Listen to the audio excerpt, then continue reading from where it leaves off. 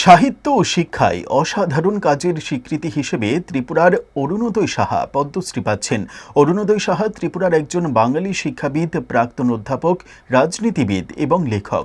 2007 সালে ত্রিপুরা বিশ্ববিদ্যালয় কেন্দ্রীয় বিশ্ববিদ্যালয়ে পরিণত হলে তিনি প্রথম উপাচার্য নিযুক্ত হয়েছিলেন। তার জন্ম ত্রিপুরার বিশালগড়ে একটি বাঙালি পরিবারে হয়েছিল। তার বাবা অবনী মোহন সাহা একজন ব্যবসায়ী ছিলেন। তিনি অর্থনীতিতে BA, MA এবং PhD ডিগ্রি অর্জন করেন। তিনি 3রা জুলাই 2007 সালে ত্রিপুরা কেন্দ্রীয় বিশ্ববিদ্যালয়ের প্রথম উপাচার্য নিযুক্ত হন এবং 18ই ফেব্রুয়ারি 2013 সালে অবসর গ্রহণ করেন। তিনি একজন স্বীকৃত লেখক। তাঁর লেখা বিভিন্ন জার্নাল এবং সংবাদপত্রে প্রকাশিত হয়েছে। তার কিছু বই প্রকাশিত হয়েছে। আজ দেশের পদ্মশ্রী পুরস্কার প্রাপকদের তালিকা প্রকাশিত হয়েছে। ওই পুরস্কার প্রাপকদের তালিকায় তার নাম রয়েছে। তার এই সাফল্যে গর্বিত রাজ্যের মানুষ। আজ তার বাড়িতে গিয়ে তাকে সংবর্ধনা জানালেন কৃষিমন্ত্রী রতনলাল নাথ, হেডলাইন্স ত্রিপুরার এডিটর প্রণব সরকার সহ অন্যান্যরা।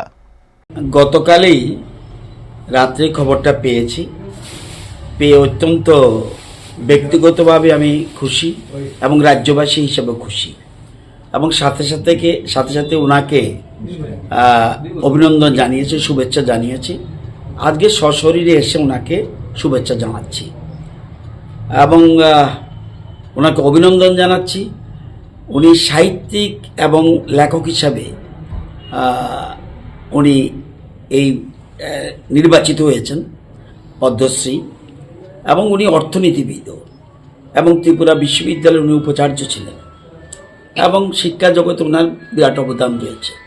দীর্ঘদিন আমি এই শিক্ষা জগতের সঙ্গে, আমি নিজে তো ছাত্র দাবি করি, এখনো 40 বছর আমি বিশ্ববিদ্যালয়ের সঙ্গে যুক্ত ছিলাম।